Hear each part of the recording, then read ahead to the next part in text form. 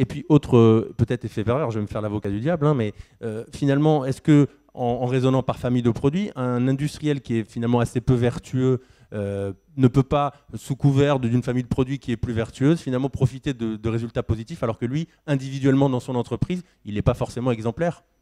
Bah, c'est compliqué en fait. La question, et ce matin on se l'est posé comme ça, j'ai trouvé que c'était la bonne. Est-ce qu'on veut une offre responsable ou un choix responsable? Et c'est pas la même chose. Non. Si on veut une offre responsable, bah, effectivement, réunissons-nous comme nous le faisons aujourd'hui et déterminons un certain nombre de standards en deçà desquels on n'a pas le droit d'aller. Moi je veux bien, hein, c'est pas mon propos, là c'est un propos producteur. Et on ne tolère plus que soient mis en marché un certain nombre de produits qui ne remplissent plus tel ou tel critère, où les industriels, effectivement, s'ils ne réalisaient pas un certain nombre d'efforts, se verraient taxés, par exemple. On sait que l'incitation financière, en général, est quand même un bon levier.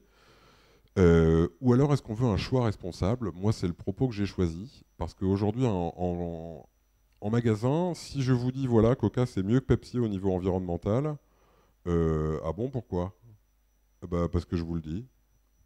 Je ne suis pas certain du tout qu'on aboutisse à un résultat positif vis-à-vis du client qui va encore une fois, et comme je vous le disais, c'est 80% de la cohorte à peu près, nous dire c'est une manière de me culpabiliser parce que j'achète du premier prix ou de renforcer le pouvoir d'un certain nombre de marques et notamment de grandes marques. Nicolas, Thomas oppose un peu choix responsable et offre responsable. Est-ce que, j'ai envie de dire, on ne peut pas avoir les deux? Est-ce que c'est pas possible d'avoir et le choix responsable et l'offre responsable? Est-ce que nécessairement il faut faire un choix, justement? Qu'est-ce que vous en pensez? Si déjà nos clients se posent la question, ça veut dire que nous, industriels, on va devoir répondre aux deux éléments de la question. Donc, Parce que vous êtes oui, sur en l'offre. tant Vous pouvez agir qu'entreprise, sur l'offre, vous, oui, en tant personnellement. qu'entreprise, on a des obligations. Et quand je parlais du bilan carbone de l'entreprise, ça va faire partie des obligations de base de l'entreprise, comme la politique sociale. Donc ça fait partie des conditions d'accès au marché. Mais sur le choix responsable, là, on a des guides qui vont être établis par le législateur et dans lesquels on va devoir intervenir. Là où il y a un grand écueil, c'est sur la question des données. Oui. Des données. Parce que la semaine dernière, nous avions notre Assemblée européenne. Monsieur Pierre Gerbert, la personne qui a rédigé le rapport sur la viande à la FAO, était présent. Il nous a indiqué sans sourciller que finalement il s'était trompé. La viande, ce n'était pas 18%, mais c'était 11% de contribution aux émissions. Aux émissions. CO2, d'accord. Mais ça fait froid dans le dos. Ça veut dire que ce sont des gens qui ont une autorité internationale qui vous indiquent qu'ils se sont trompés de 50%. Quelle est la crédibilité? Et ceci est arrivé après le GIEC, etc. Donc un industriel, par essence, il aime bien les choses assez cartésiennes. Et voir l'autorité publique douter autant de données fondamentales, c'est ennuyeux.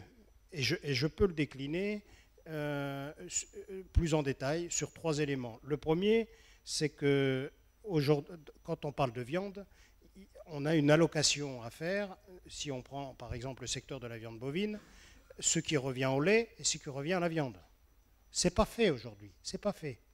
Le deuxième élément, c'est que quand on abat un animal, en volume, il y a 50% qui est constitué de coproduits, pour simplifier, et 50% de viande nette, qui est servie réellement au consommateur.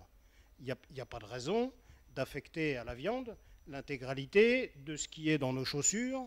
Du cuir, donc voilà, d'autres valorisations des produits. Par conséquent, il y a 50%, on peut faire varier encore de 50%. Et le troisième élément, qui rejoint la classification, c'est la fonctionnalité de l'aliment. Parce qu'on parle d'alimentaire, là, qu'on compare d'ailleurs avec des produits industriels standardisés, mais l'alimentation a une fonction. Est-ce qu'il est logique de comparer des tomates avec de la viande qui est un concentré de protéines, par exemple? Et donc, l'unité dans laquelle on va exprimer la donnée, est-ce que c'est par 100 grammes de produit ou par calories ou par quantité de protéines, ben, va faire que vous êtes hors jeu ou vous êtes dans le jeu. Et pour nos secteurs, c'est stratégique parce que c'est aussi l'image de nos produits qui est en cause.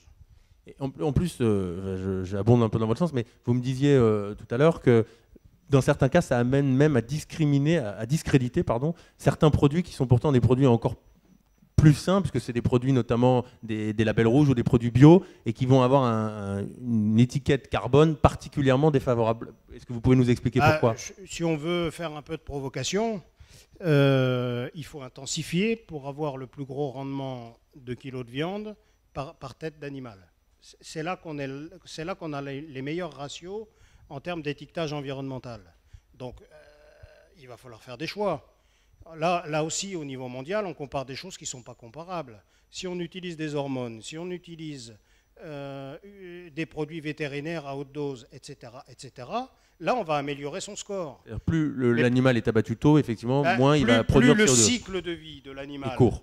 Plus il passe de temps sur Terre, moins bon sera son score. D'accord. Voilà. Ce qui est effectivement paradoxal. Et quand même un vrai problème. Oui. Autant moi j'entends un peu ces arguments-là. Le seul élément qui me surprend un peu, c'est que typiquement ce sont les travaux de la plateforme d'harmoniser ce genre de choses. Ouais. Donc moi j'entends effectivement ces choses-là. J'ai à cœur de ne pas raconter de bêtises aux clients, ils m'en voudraient. Maintenant, ce que j'ai du mal à recevoir, c'est un discours qui dit effectivement les facteurs d'émission, il y a trop de marge d'erreur. De toute façon, au niveau mondial, il y a ça, il y a le reste. Le but du jeu chez nous est surtout pas de disqualifier la viande. En plus, pour pratiquer ça en magasin, c'est des filières qu'on cherche au contraire à valoriser. Vous savez quel élément stratégique ça représente dans notre rentabilité. C'était une de mes craintes quand j'ai mis en place le système. Ça n'a eu aucun impact sur la consommation de viande, autre que de revaloriser le produit, parce qu'effectivement, aujourd'hui, c'était un achat qui était quotidien. On sort un peu d'une génération où c'était t'as bien de la chance de manger de la viande 2 fois par jour. Où aujourd'hui, les gens se rendent compte qu'effectivement, c'est cher, mais à la limite, vaut peut-être mieux acheter de la viande noble et en manger 1 fois par jour, quand bien même l'impact environnemental est élevé, que de privilégier la consommation multiple de burgers surgelés, qui, à tout niveau, d'ailleurs, y compris au niveau bactériaux, ne sont pas des produits terribles. Donc voilà à peu près le genre de démarche dans lesquelles on peut rentrer.